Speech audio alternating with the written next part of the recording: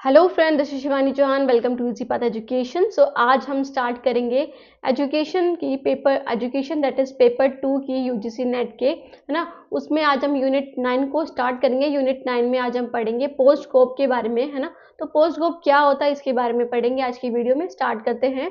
तो post scope एक concept है, ऐसा कॉन्सेप्ट है जो हेल्प करता है मैनेजमेंट लेवल को या फिर मैनेजमेंट को या फिर पब्लिक एडमिनिस्ट्रेटर्स को कि उनकी जो एक्टिविटीज हैं, जैसे वो अपना गोल अचीव करना चाहते हैं, उसको अफेक्टिवली और एफिशिएंट कर पा रहे हैं या नहीं कर पा रहे हैं। तो ये कुछ स्टेप्स हैं इनमें पोस्ट कोप में, जो फॉलो करके वो क्या कर सकते हैं, अपने गोल को या अपने एम को अचीव कर सकते हैं बहुत अच्छे से, ताकि उनका जो प्रॉफिट है वो भी अच्छा हो और उनका काम भी बहुत अच्छे से हो जाए विद मिनिमल कॉस्ट। ओके, तो पोस्ट कोप एक ऐसा प्रोसेस है जो पब्लिक एडमिनिस्ट्रेटर और मैनेजमेंट में काम आता है। So it was developed by Luther Gulick और लिंडन उर्विक ने दिया था ये। तो ये लूथर गुलिक है और ये लिंडन उर्विक है, इन्होंने 1930s में दिया था। 1930s में भी बात करें तो 1937 में इसका कॉन्सेप्ट दिया गया था। सो पोस्ट कोप के बारे में देखते हैं कि ये होता क्या है। तो सबसे पहले देखते हैं पोस्ट कोप। तो पोस्ट कोप एक तरह से एक्रोनिम है, जिसके लिए P is for the planning, है ना। O is for the organising, S for is the staffing, D for is the directing. और हम अगर बात करें C फॉर इज कोऑर्डिनेटिंग, है ना।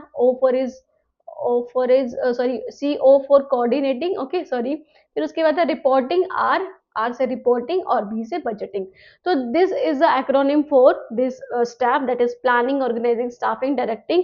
आप में से कोई कॉमर्स सब्जेक्ट का होगा, जिसने कॉमर्स लिया होगा 12th में या फिर बीकॉम की होगी, उनको ये बहुत अच्छे से पता होगा कि मैनेजमेंट के लिए कितना ज़्यादा इंपॉर्टेंट है ये स्टेप्स। तो सबके लिए ही इंपॉर्टेंट है।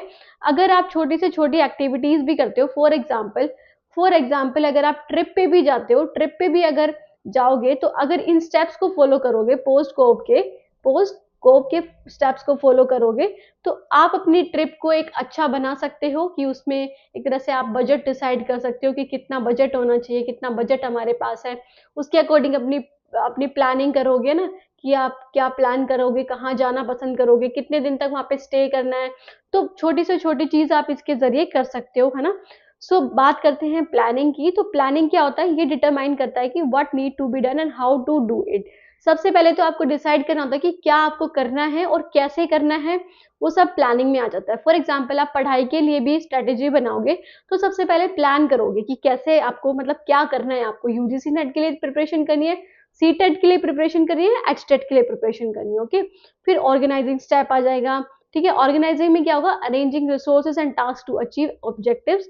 कि आप क्या करोगे, आपने प्लानिंग कर ली कि आपको जैसे यूजीसी नेट की तैयारी करनी है, उसके बाद आप रिसोर्सेज और अरेंज करोगे, नोट्स लोगे, बुक्स लोगे, यूट्यूब पे वीडियोस देखोगे, है ना, लेक्चर्स देखोगे समझने के लिए। तो वो सारी चीजें करोगे ताकि आपका जो ऑब्जेक्टिव है वो अचीव हो सके। ओके, फिर उसके बाद आप स्टाफिंग करोगे, मतलब recruiting, training and managing personal. कि उसके लिए मतलब जो चीज आपको करनी है, आपको पढ़ना है ना, आपको यूजीसी नेट की तैयारी करनी है, तो आप क्या करोगे, उसके लिए देखोगे कि कौन आपके लिए सूटेबल है ना, कौन आपके लिए सूटेबल है पढ़ाने के लिए। ओके, कैसे आपको ट्रेनिंग लेनी है उनसे, कैसे पढ़ना है, कैसे आप फर्स्ट अटेम्प्ट में क्लियर कर पाओगे। तो वो सारी चीजें आप स्टाफिंग में करोगे। आफ्टर दैट इज डायरेक्टिंग करोगे। Directing means leading, guiding and supervising employees. तो आप यहाँ पे खुद को डायरेक्ट करोगे, है ना, खुद को आप लीड करोगे, मोटिवेट करोगे कि yes I have to do it in my first attempt, और मैं बहुत अच्छे से करूंगी। तो उसके लिए आप कुछ रूल्स बनाओगे अपने लिए, है ना, खुद को सुपरवाइज करोगे कि मुझे एक तरह से रूल्स बनाने, कैसे मैं अपना मैनेजमेंट कर सकती हूँ अच्छे से। उसके बाद coordinating mean ensuring different part of the organisation work together efficiently. कि आप साथ में, मतलब पढ़ाई के साथ में आप अपनी फिजिकल एक्टिविटीज पे भी ध्यान दो, अपनी हेल्थ पे भी ध्यान दो, अपनी डाइट पे भी ध्यान दो, है ना।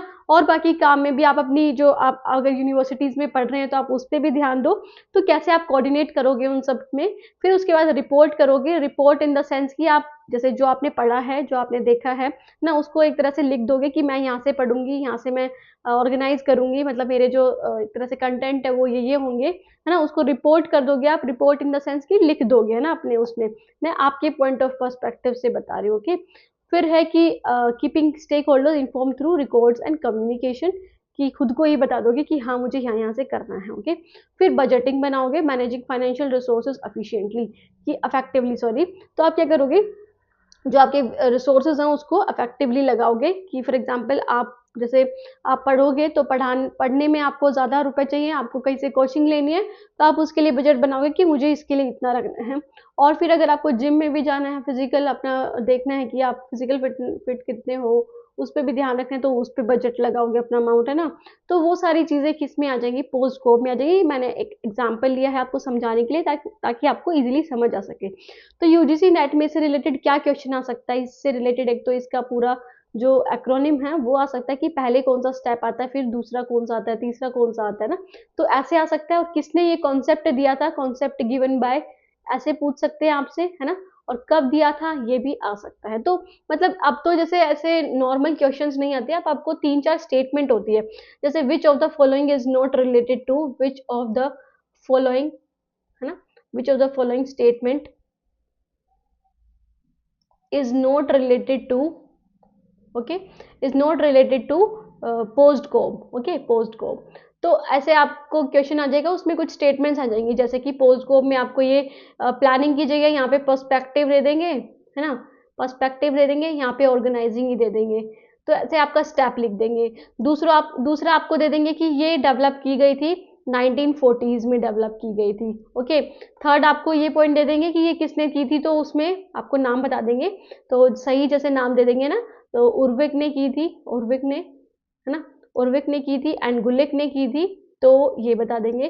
फिर फोर्थ पॉइंट दे देंगे, फिर आपको बता देंगे कि कौन सी स्टेटमेंट इनमें से सही है, तो कोई 2 स्टेटमेंट सही है, एक स्टेटमेंट सही है। तो ऐसे क्वेश्चंस आपको देखने को मिलते हैं, डायरेक्ट क्वेश्चंस नहीं आते, तो आपको स्टेटमेंट्स ही दी जाती हैं और उसमें से आपको करना होता है, ओके। तो ऐसे क्वेश्चंस आ सकते हैं इसमें से, ओके। तो इसको थोड़ा ध्यान से पढ़ के जाइएगा। तो अब हम बात करते हैं, इनको थोड़ा डीपली पढ़ लेते हैं कि प्लानिंग, ऑर्गेनाइजिंग और ये सारी जो स्टाफिंग है ना, डायरेक्टिंग है, तो ये क्या होते हैं। सबसे पहले बात करते हैं प्लानिंग की। तो planning is the first step, first and foremost step, जो बहुत ही ज्यादा इंपॉर्टेंट होता है। अगर आपकी प्लानिंग ही अच्छी नहीं होगी, है ना, आपने प्लान ही ढंग से नहीं किया होगा कोई चीज, तो आप उसके बारे में आगे की बात जो है वो बहुत मुश्किल से हो पाएगी, है ना। तो आप लुक बैक करोगे तो आपको कुछ अड़चने तो दिखेंगी। तो planning is the most important thing, कि आपको प्लान करना है, मतलब अपने ऑब्जेक्टिव सेट करने हैं, determine the best way to achieve them. और ये देखना है कि कौन सा उसका बेस्ट वे हो सकता है, कैसे आप अपने गोल को अचीव कर सकते हो, ओके। सो की एक्टिविटीज इन प्लानिंग, प्लानिंग में क्या आता है, सबसे पहले तो गोल्स एंड ऑब्जेक्टिव अपने सेट करना। रिसोर्सेज क्या क्या चाहिए आपको, है ना, आइडेंटिफाई द रिसोर्सेज नीडेड, पहले देख लो कि क्या चाहिए आपको, है ना। एक्शन प्लान एंड शेड्यूल्स बनाना, जैसे आप टाइम टेबल क्रिएट करते हो ना, है ना, टाइम टेबल क्रिएट करते हो, तो वो क्या है, आप प्लानिंग का पार्ट है, कि आप प्लान कर रहे हो कि मैं ऐसे ऐसे पढ़ूंगा, ओके। सो प्लानिंग के लिए ये करना। फिर रिस्क और अल्टरनेटिव्स देखना, कि अगर फॉर एग्जांपल आप ये काम कर रहे हो टाइम टेबल में, आप जैसे अपने जो फिजिकल फिटनेस है उसको ध्यान नहीं रख रहे हो, फिजिकल फिटनेस पे, तो आप देखोगे कि कहीं इसमें कुछ रिस्क नहीं है, रिस्क तो नहीं है। फिर उसके लिए आप कुछ अल्टरनेटिव ढूंढोगे, कि अब मैं क्या करूँ, अपनी पढ़ाई को भी साथ लेके चलूँ और फिजिकल फिटनेस को भी लेके चलूँ। तो थोड़ा सा आप गैप दे दोगे बीच में पढ़ाई में ना। तो ऐसे करके आप ऑल्टरनेटिव्स ढूंढोगे और इवेलुएट करोगे, रिस्क को देखोगे। तो इंपॉर्टेंस क्या है प्लानिंग की, सो ये इंश्योर करती है कि आप रिसोर्सेज का इफेक्टिवली एफिशिएंटली यूटिलाइज करो, कि कोई रिसोर्स वेस्ट ना हो, है ना। एंटिसिपेट फ्यूचर चैलेंजेस, कि आपको जो फ्यूचर चैलेंजेस देखने को मिलेंगे वो पहले से ही आप सोच के चल लोगे, है ना। कुछ चैलेंजेस जो आपके एक तरह से आपको लगता है कि ये इन फ्यूचर आने वाले, जैसे शादी आने वाली होगी किसी की आपके घर में, तो उससे थोड़ा डिस्टर्बेंस हो जाएगा, है ना। या फिर जो एक तरह से जो अनसर्टेन होते हैं ना, अनसर्टेन जो एक्टिविटीज होती है उनके बारे में तो आप अंदाजा लगा नहीं सकते, तो उसके लिए भी आप कुछ मेंटेन करके चलोगे। फिर ये आपको डायरेक्शन प्रोवाइड करती है। अब आपको पता चल जाएगा कि आपको ये चीज करनी है प्लानिंग के जरिए, अब आप उससे भटकोगे नहीं, है ना, अगर आप प्लान करके चलोगी। जैसे कि for example a government agency creating a 5 year development plan for infrastructure project, कि एक गवर्नमेंट एजेंसी है, उसने 5 साल का डेवलपमेंट प्लान जो है वो इंफ्रास्ट्रक्चर पे कर लिया, ठीक है। Creating a 5 year development plan for infrastructure project, की वो इंफ्रास्ट्रक्चर प्रोजेक्ट पे अपना 5 ईयर प्लान बनाएगी। जैसे आपने भी अपने 5 ईयर प्लान्स पढ़े होंगे ना, 5 ईयर प्लान्स, ओके। तो 5 ईयर प्लान्स भी क्यों बनाए गए थे, ताकि वो जो गोल्स हैं, उन्होंने गोल सेट कर लिए थे कि उन 5 ईयर में ये सारे गोल्स तो अचीव होने चाहिए। जैसे पहले किस पे बेस्ड थी, एग्रीकल्चर पे बेस्ड था ना, एग्रीकल्चर पे बेस्ड था। तो उससे रिलेटेड सारे जो चीजें हैं वो 5 ईयर में हो जानी चाहिए, बट वो दुख की बात है कि वो अच्छे से हो नहीं पाया था, बट एक तरह से प्लान बन गया था, ओके। फिर उसके बाद आता है ऑर्गेनाइजिंग। तो organising is the second step, जिसमें आप क्या करते हो, involving structuring task, resources and personnel to implement plan effectively. अब आप क्या देखोगे ऑर्गेनाइजिंग में, कि सॉरी, अब आप क्या करोगे कि अब आप अपने जो रिसोर्सेज हैं उनको स्ट्रक्चर करोगे, एक तरह से उनको साथ में लगाओगे कि कैसे आपको क्या करना है, क्या चीज़ें नहीं करनी है ना। तो आप डिफाइनिंग रोल्स एंड रिस्पॉन्सिबिलिटीज, इसमें आप रोल्स और रिस्पॉन्सिबिलिटीज डिफाइन कर दोगे कि किसका क्या काम है ना। हायरार्कीज और डिपार्टमेंट्स अपने बना लोगे, फॉर एग्जांपल मैनेजमेंट में है ना, तो मैनेजमेंट में आप क्या कर लोगे, अपना हायरार्कीज बना लोगे कि आपकी, जैसे यहाँ पे टॉप लेवल जो मैनेजमेंट है, टॉप लेवल मैनेजर्स हैं वो ये करेंगे, मिडिल लेवल के उनको दूसरा काम दे दिया जाएगा, है ना, और जो लोअर लेवल के उनको अलग काम दे दिया जाएगा। तो एक तरह से डिसाइड कर लिया कि टॉप लेवल ये होंगे, मिडिल ये होंगे और लोअर ये होंगे। और डिपार्टमेंट्स बांट दोगे कि सॉफ्टवेयर में कोई और काम करेगा, है ना, सॉफ्टवेयर में और काम करेगा, एचआर में कोई और काम करेगा। तो ऐसे करके रोल्स बांट दोगे एंड अलोकेटिंग रिसोर्सेज इफेक्टिवली, और जो रिसोर्सेज चाहिए होंगे उनको अलोकेट कर दोगे, मतलब बांट दोगे इफेक्टिवली कि जिसको जिसकी जरूरत है वो, है ना। और क्रिएटिंग अ कम्युनिकेशन चैनल बना लोगे कि कैसे वो बात करेंगे एक दूसरे से। जैसे टॉप, अगर लोअर लेवल को टॉप लेवल से बात करनी होगी तो पहले वो मिडिल लेवल से करेगा, फिर मिडिल लेवल टॉप लेवल से करेगा, या फिर आप ये चाहते हो कि लोअर लेवल सीधा टॉप लेवल से कर सकता है ना। तो कैसे होना चाहिए वो सब आप क्रिएट कर दोगे। सो इंपॉर्टेंस क्या है, सबसे पहले तो कोऑर्डिनेशन और वर्क फ्लो में हेल्प करता है ये। Clarity in roles and responsibility, आपको अपने रोल्स और रिस्पॉन्सिबिलिटी के बारे में पता चल जाता है। और ऑपरेशनल एफिशिएंसी में भी हेल्प करता है कि आप अपने काम को बहुत अच्छे से कर सकते हो, बहुत ढंग तरीके से कर सकते हो। जैसे कि for example hospital creating different department, जैसे surgery, radiology, emergency to streamline patient care. तो जैसे हॉस्पिटल में अलग अलग डिपार्टमेंट्स बन गए, है ना, अलग अलग डिपार्टमेंट बन गए जहाँ पे जिसको भी जैसी दिक्कत है वो वहाँ पे जाके चेकअप करा सकता है ना। तो जिससे क्या होगा, जो लोगों को भी हेल्प मिलेगी और आपको भी हेल्प मिलेगी। अब जैसे होच पोच सा नहीं हो जाएगा सब कुछ, ओके। ये उसके बाद आता है next one is the staffing. तो staffing is the third step. अब आप क्या करोगे, अब आप स्टाफिंग करोगे, मतलब रिक्रूट करोगे लोगों को अपनी, जैसे आपने जो प्लानिंग कर ली, ऑर्गेनाइज कर लिया, सब कुछ डिपार्टमेंट्स बांट दिए, अब उसमें लोगों की भर्तियां करोगे ना, रिक्रूट करोगे।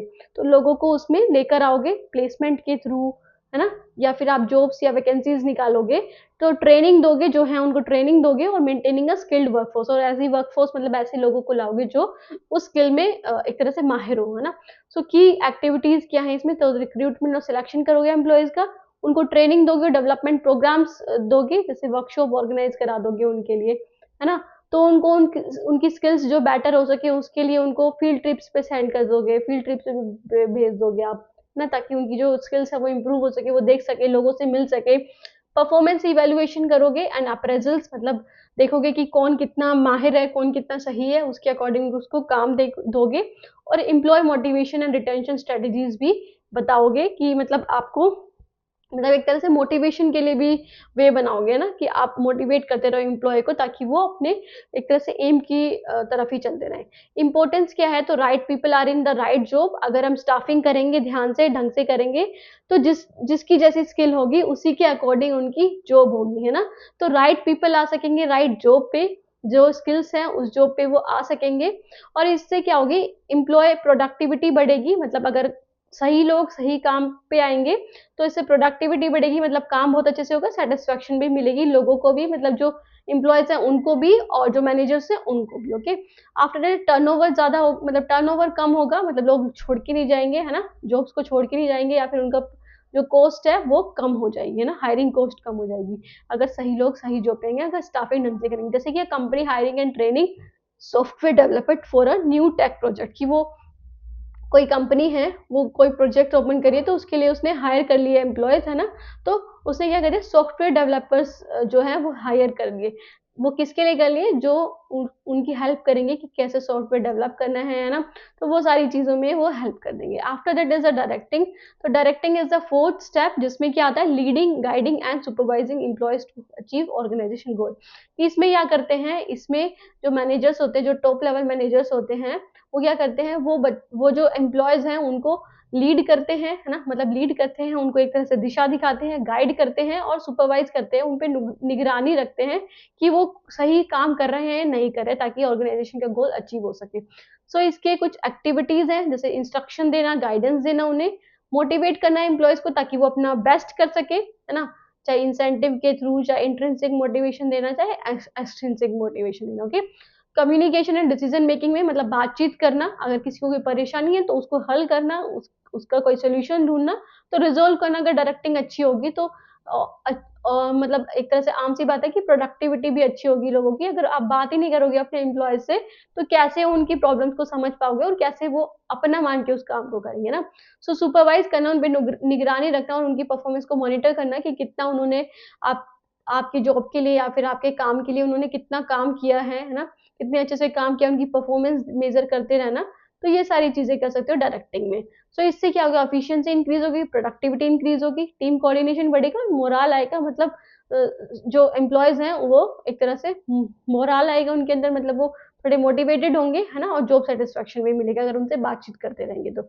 सो for example, a project manager assigning task, resolve conflict and motivating the team to meet deadline. कि जो प्रोजेक्ट मैनेजर है वो टास्क असाइन कर रहा है ना, एम्प्लॉयज को, कॉन्फ्लिक्ट्स भी रिजोल्व कर रहा है, मतलब उनके बारे में सोच भी रहा है, उनके जो प्रॉब्लम्स है वो भी देख रहा है, और मोटिवेट कर रहा है ताकि जो काम है उनका वो डेडलाइन से पहले सबमिट करा सके, मतलब जो लास्ट डेट है उससे पहले सबमिट करा सके। ओके, तो ये उसके बाद आता है कोऑर्डिनेटिंग। तो coordinating ensure that different department and activities work together smoothly.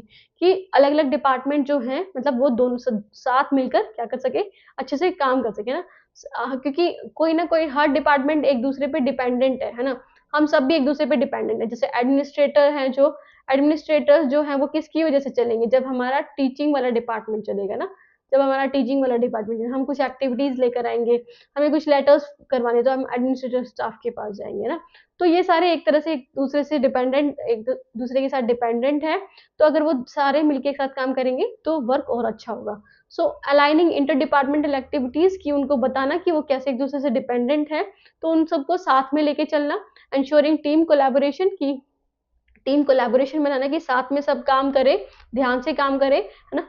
और रिजॉल्विंग कॉन्फ्लिक्ट एंड बोटलनेक, कि जो भी उनके कॉन्फ्लिक्ट्स हैं या फिर जो भी उनको लग रहा है जहाँ पे उनको परेशानी आ रही है, जिस भी एरिया में अगर कोई परेशानी दिखती है उनको, तो उसको रिजॉल्व करना है ना, या फिर उसको हटा ही देना कि जहाँ से भी उनको प्रॉब्लम दिख रही है। Okay, after that is monitoring project progress, की प्रोजेक्ट की कैसी प्रोग्रेस, उसको टाइम टू टाइम मॉनिटर करते रहना।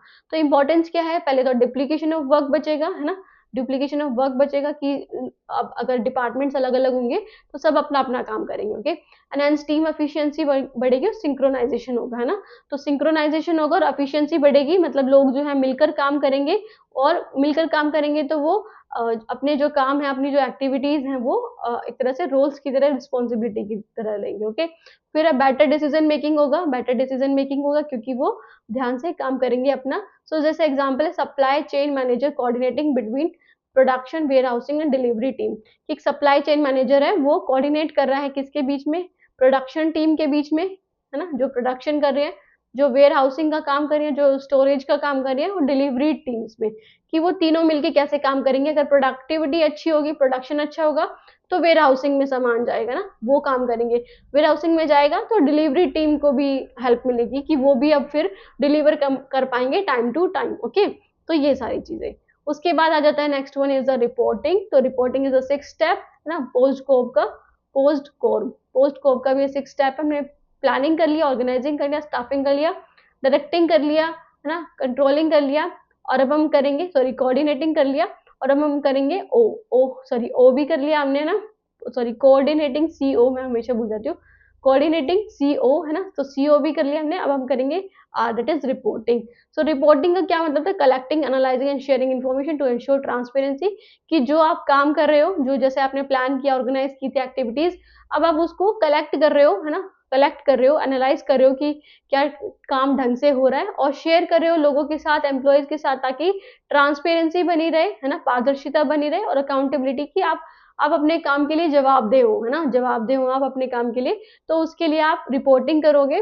सो इसके लिए आप रिपोर्ट्स बना सकते हो, प्रोग्रेस की और परफॉर्मेंस की, कि कैसी परफॉर्मेंस रही है कंपनी की, उनके प्रॉफिट लॉस बैलेंस शीट के जरिए आप ये सारी चीजें कर सकते हो, है ना। कम्युनिकेटिंग अपडेट्स की, जो भी अपडेट आते रहे टाइम टू टाइम, वो स्टेक होल्डर्स को, मतलब अपने पार्टनर्स को या फिर अपने बिजनेस मैनेजर्स को बताते रहो ये सारी चीजें। रिकॉर्डिंग इंपॉर्टेंट डेटा रिकॉर्ड करो फॉर डिसीजन मेकिंग, है ना, डिसीजन मेकिंग के लिए इंपॉर्टेंट डेटा रिकॉर्ड करना। And evaluating effectiveness of plans and strategies, की आप क्या करो, जो आपके प्लान्स और स्ट्रेटजीज हैं वो कितना अच्छे से चल रहे हैं, जो आपने प्लान्स बनाए हैं, है ना, जो आपने प्लानिंग करी है, ऑर्गेनाइजिंग किया है, क्या वो एक तरह से आप लुक बैक कर रहे हो उसको ना, कि वो क्या ढंग से हुई है या नहीं हुई। अगर वो नहीं हुई तो फिर आप दोबारा से प्लानिंग करोगे, मतलब देखोगे कि कहाँ कमी आई है, फिर उसको दोबारा से स्टार्ट कर दोगे। ओके, सो रिपोर्टिंग का इंपॉर्टेंस क्या है, अकाउंटेबिलिटी बढ़ाता है और ट्रांसपेरेंसी इंक्रीज होती है इससे, मतलब लोगों को उनकी दूसरी इन्फॉर्मेशन के बारे में पता चलती है, तो इससे ट्रांसपेरेंसी रहती है। डेटा ड्राइवन डिसीजन मेकिंग होता है कि जो डेटा चाहिए, मतलब इट मीन्स कि कुछ अलग चीजें नहीं आ रही, जो हमें चाहिए बस वही चीजें आ रही है ना। So performance of evaluation and performance evaluation में हेल्प करता है और इम्प्रूवमेंट्स में भी ना, कि कैसी परफॉर्मेंस हमने जैसा प्लान किया था वैसा हो रहा है, वैसे प्लान के अकॉर्डिंग हो रहा है या नहीं हो रहा, इम्प्रूवमेंट्स चाहिए तो वो भी पता चल जाते हैं हमें रिपोर्टिंग के जरिए। तो जैसे government department publishing annual reports on public spending and policies, कि जैसे गवर्नमेंट डिपार्टमेंट पॉलिसीज बना देती है ना, तो अब उस पे क्या, जैसे पॉलिसीज तो बना दी, पॉलिसीज का कुछ मेन एम होता है जैसे बेटी बचाओ बेटी पढ़ाओ, है ना, अब ये पॉलिसी बना दी, तो उसके बाद अब इसका क्या एक तरह से क्या रिजल्ट रहा है, वो गवर्नमेंट को दिखाना होता है कि क्या सच में लोग एक तरह से बेटी को पढ़ा रहे हैं, उनको अलग अलग एक्टिविटीज में डाल रहे हैं ना, तो वो सारी चीजें वो देखेंगे ताकि वो ये देख सके कि वो जो उनकी पॉलिसी है वो इम्प्लीमेंट हो रही है नहीं हो रही है सही ढंग से। ओके, फिर आ जाता है last step is the budgeting. तो बजटिंग में आप क्या करते हो, budget deals with the financial planning, allocation and control of organisation fund, की जो आपको फंड मिला था, है ना, जो ये आपको फंड मिला है वो काम करने के लिए, तो आप कैसे उनको एक अलग अलग एक्टिविटीज में एलोकेट करोगे, बांटोगे, है ना, अलग अलग एक्टिविटीज में जिसमें जितने एक तरह से रुपए चाहिए उसमें उतने रुपए आप दोगे, है ना, उतना फाइनेंशियल आप उसमें यूज करोगे, उतना फाइनेंस या फंड। सो इससे आप कॉस्ट एस्टिमेट कर सकते हो कि क्या कॉस्ट आ सकती है प्रोजेक्ट में और ऑपरेशंस में, अगर आप बजटिंग पहले से करके रखोगे। एलोकेटिंग फंड्स, आप फंड को एलोकेट कर सकते हो, डिफरेंट डिपार्टमेंट्स में बांट सकते हो उनकी नीड्स के अकॉर्डिंग, उनके गोल्स के अकॉर्डिंग। मॉनिटरिंग एक्सपेंसेस, जो एक्सपेंसेस होंगे वो मॉनिटर कर सकते हो, जो जो एक्सपेंसेस हो रहे हैं ना, और फाइनेंशियल रिपोर्ट्स के जरिए जो हम देखते हैं कि ये प्रॉफिट हो रहे हैं, लॉस हो रहे हैं, तो वो हमें पता चल जाएंगे, है ना, और फिर हम उसको क्या कर सकते हैं, मॉनिटर कर सकते हैं। इंश्योरिंग कॉस्ट इफेक्टिवनेस, तो इसका मतलब कि कॉस्ट भी कम लगे, है ना, कॉस्ट भी कम लगे और आपको प्रॉफिट भी ज्यादा हो। ओके, कॉस्ट भी कम लगे और कॉस्ट कम लगे और प्रॉफिट ज्यादा हो, ऐसा आप कर सकते हो बिकॉज ऑफ द बजटिंग, है ना। तो आप ये देख सकते हो कि इतने काम में हमें फॉर एग्जाम्पल 5000 रुपीज में आपको सारा अपना जो भी काम है ना वो करना है, मतलब 5000 रुपीज में आपको कोचिंग लेनी है और बेटर कोचिंग लेनी है, तो उससे आप कॉस्ट इफेक्टिव कि इससे ऊपर नहीं जाओगे आप, है ना। उसके बाद इंपॉर्टेंस क्या है, तो ओवर स्पेंडिंग से बचते हैं, फाइनेंशियल मिसमैनेजमेंट से बचते हैं। ऑप्टिमल रिसोर्स एलोकेशन होता है कि आप जहां जिसको जितने रुपए चाहिए उतना ही आप उसमें बांट देते हो, है ना। लॉन्ग टर्म फाइनेंशियल प्लानिंग में हेल्प करता है कि आपने पहले से ही प्लान करके रख लिया, जैसे बजट होता है ना हमारे इंडिया में, है ना, बजट होता है, जैसे फैब में भी हुआ था अभी। तो बजट में क्या होता है कि आप पहले से एलोकेट कर देते हो, जैसे फार्मिंग एग्रीकल्चर डिपार्टमेंट को आपने कितना अमाउंट दे दिया, कि अब वो जो अमाउंट है उससे उन्हें जो करना है वो उसी अमाउंट से करेंगे, या फिर आप बोल सकते हो जैसे कि इंफ्रास्ट्रक्चर को कितना दे दिया सरकार ने, है ना, स्पोर्ट्स को कितना दे दिया, तो वो बजट दे देते हैं ताकि जो एक तरह से प्लानिंग है वो कर सकते हैं उस बजट के अकॉर्डिंग। ओके, सो एग्जांपल है city government allocating budget for education health care infrastructure project, की गवर्नमेंट ने क्या कर दिया, एलोकेट कर दिया बजट को कि एजुकेशन पे कितना लगाना है, हेल्थ केयर पे कितना लगाना है, इंफ्रास्ट्रक्चर पे कितना लगाना है। सो स्टूडेंट्स, हमने पढ़ा आज पोस्ट कोप के बारे में, है ना, पोस्ट कोप के बारे में, इंपॉर्टेंट टॉपिक है और आपके किससे रिलेटेड है, एजुकेशनल मैनेजमेंट से रिलेटेड है, कि क्यों काम आता है एजुकेशन, आपको एजुकेशन में भी कैसे यूज करना है ये, तो बहुत इंपॉर्टेंट स्टेप्स हैं जो आप एजुकेशन में भी यूज कर सकते हो, है ना, जो मैनेजमेंट के स्टेप्स होते हैं बट आप एजुकेशन में भी इसको यूज कर सकते हो, आप प्लानिंग कर सकते हो, अगर आप कोई भी एक्टिविटी कर रहे हो, कोई भी पॉलिसीज बना रहे हो, तो उसमें प्लानिंग सबसे ज्यादा जरूरी है कि what to do and how to do, आप ये सब क्या कर सकते हो, मैनेज कर सकते हो, what to do and how to do. Okay, फिर आप ऑर्गेनाइजिंग में क्या कर सकते हो, आप रिसोर्सेज को एलोकेट कर सकते हो, sorry organising, just a minute, organising में आप क्या कर सकते हो, रिसोर्सेज देख सकते हो कि कौन कौन से रिसोर्सेज आपको चाहिए, है ना। फिर स्टाफिंग में आप क्या कर सकते हो, स्टाफिंग में अब आपको ज़रूरत पड़ेगी कि स्टाफ की, कि कितने लोग चाहिए आपको पढ़ाने के लिए, है ना, कितना स्टाफ चाहिए, तो टीचर्स को एलोकेट कर सकते हो, क्लर्क को एलोकेट कर सकते हो, तो वो सब के लिए आप रिक्रूटमेंट कर सकते हो कि कितना आपको चाहिए, है ना, कितने आपको स्टाफ चाहिए, है ना। फिर उसके बाद आ जाता है डायरेक्टिंग, तो आप डायरेक्ट करोगे कि कौन क्या काम करेगा, कैसे काम करेगा। ओके, तो कौन कैसे काम करेगा, आप कैसे सुपरवाइज कर रहे हो, है ना, सुपरवाइज कैसे कर रहे हो एक्टिविटीज को, और लीड कैसे कर रहे हो उसको, है ना, तो ये सारी चीजें। फिर आ जाता है control, sorry that is coordinating, कि आप कोऑर्डिनेट कैसे कर रहे हो वर्क को, है ना, कि सबको मिला के कैसे चल रहे हो, कि टीचिंग स्टाफ भी सही चले, क्लर्क भी, है ना, तो ये सारे सब सब साथ मिलके चले। फिर उसके बाद है रिपोर्टिंग, कि अब आप रिपोर्ट करोगे कि कितना जैसे एक तरह से कि क्या पॉलिसीज बनी है, क्या वो सही से इम्प्लीमेंट हो रही हैं कि नहीं हो रही है ना, तो ये सारी चीज़ें आप रिपोर्टिंग में कर दोगे। After that is the last one is the directing, sorry last one is the that is post scope, that is the budgeting. तो बजटिंग में क्या होगा, बजटिंग में आप बजट बना दोगे कि आपको कितना अमाउंट किस मैटर के लिए चाहिए। जैसे अगर आपका एजुकेशनल बिल्डिंग है, अगर आपका एजुकेशन डिपार्टमेंट है, तो एमए के लिए आपको इतना चाहिए, एमएड के लिए इतना चाहिए, है ना, बीएड के लिए, आईटेप के लिए इतना चाहिए। तो वो सारी चीज़ आप एलोकेट कर दोगे as according to the needs of the department. Okay okay, तो ये था पोस्ट स्कोप के बारे में, बहुत इंपॉर्टेंट और बहुत इजी भी टॉपिक है, एग्जाम्स में पूछा जा सकता है यूजीसी नेट के में। अब आप ये नहीं बोल सकते कि एग्जाम्स में जरूरी नहीं कि जो प्रीवियस ईयर है वही आएगा, न्यू टॉपिक्स भी देखने को मिलते हैं हमें हर साल, कोई ना कोई ऐसा टॉपिक तो जरूर आ जाता है जो हमने ना देखा हो, ना पढ़ा हो, है ना, तो कुछ भी आ सकता है, इसलिए आपको हर यूनिट के हर टॉपिक को लेकर चलना है। ओके, सो स्टूडेंट, ये थी आज की हमारी class. Thank you so much for watching the video and also don't forget to subscribe, like and share my channel. और इससे रिलेटेड आपके जो एजुकेशनल पेपर है, एजुकेशन का पेपर 2 यूजीसी नेट में, है ना, उससे हर टॉपिक से, हर यूनिट से रिलेटेड आपको सारी वीडियोस मेरे चैनल पे मिल जाएंगी अब से। ओके, मैंने पहले भी वीडियोस डाल रखी है और अब ये जो यूनिट 9 है, पहले मैं उसको कवर करूंगी। ओके, उसको पूरा कवर करके हम ऐसे यूनिट के अकॉर्डिंग करेंगे, ताकि हमारा जो सिलेबस है वो जल्दी कंप्लीट हो सके। आप लगा सकते हो अप्रोक्स 1 मंथ में हमें ये सिलेबस कंप्लीट करना है ना, 1 मंथ में, ताकि आप आसानी से तैयारी कर सको। Thank you so much students, subscribe भी कर लेना, लाइक भी कर लेना, वीडियो पसंद है तो कोई डाउट रह गया तो वो भी बता देना। और आप टेलीग्राम चैनल से भी जुड़ सकते हैं, जिसका लिंक आपको डिस्क्रिप्शन बॉक्स में मिल जाएगा। Thank you so much student for watching the video के, बाय, टेक केयर।